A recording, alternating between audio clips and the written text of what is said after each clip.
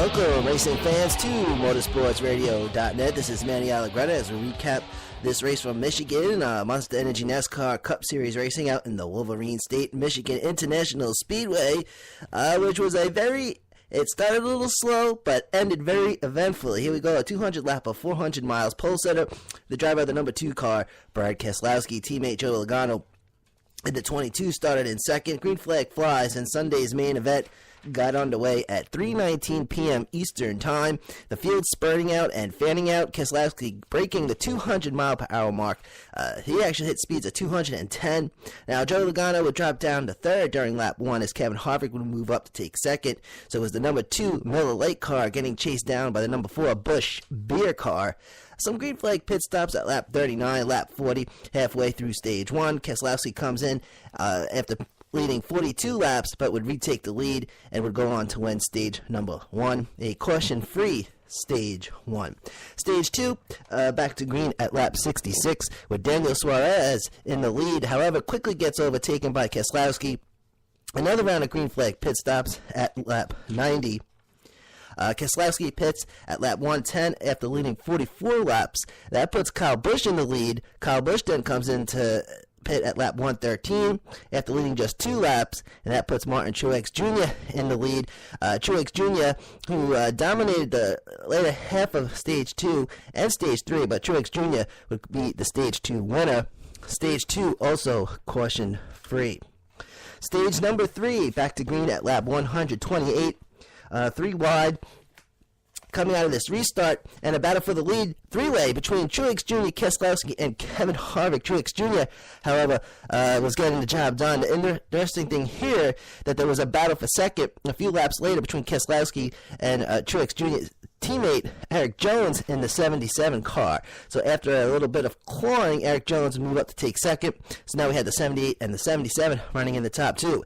And since stages 1 and 2 may have been a snooze fest, but stage 3 was adding some life into Sunday's race. And our first incident, this one involving the number 5 of Casey Kane, cutting off Daniel Suarez. I don't think it was intentionally. Suarez gets into the back of Casey Kane, and it got a little ugly. This was actually the third caution. Cautions 1 and 2 were actually stage cautions. This incident occurred at lap 138 over in turn 2. Now, which is crazy. Now, Suarez was actually having a good day today. Driver of the 19 car, who has been percolating lately. It's back to green with no lead changes. However, Keselowski winds up dropping down to 7th. Actually would finish 17th today. Looked like Keselowski, the Keselowski show was over. Truex Jr. was the star of the show now. A little trouble for Clint Boyer in the 14 car. Tire rub here.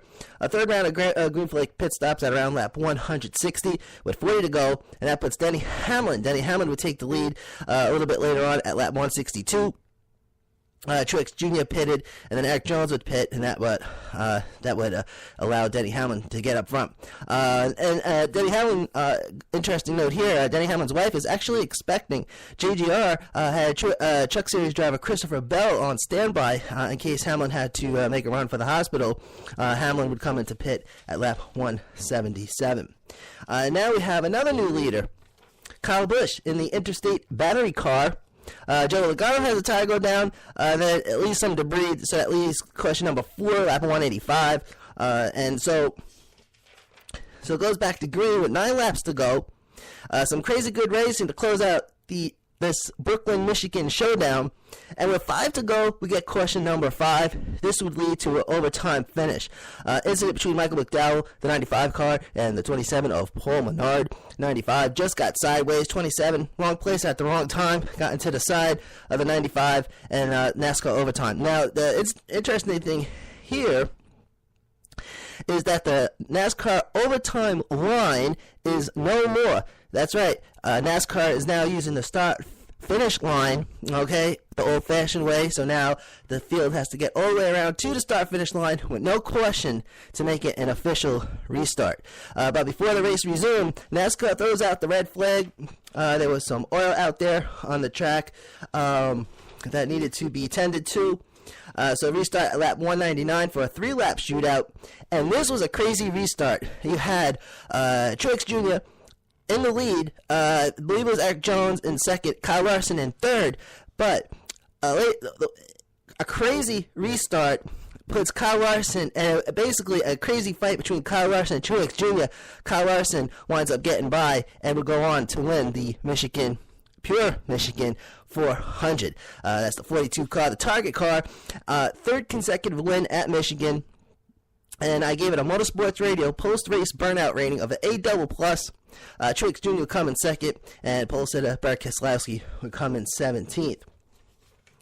Now, the next Monster Energy NASCAR Cup Series race is coming this Saturday night for some short track racing from Bristol. Thank you for tuning in from Long Island, New York. This is motorsportsradio.net.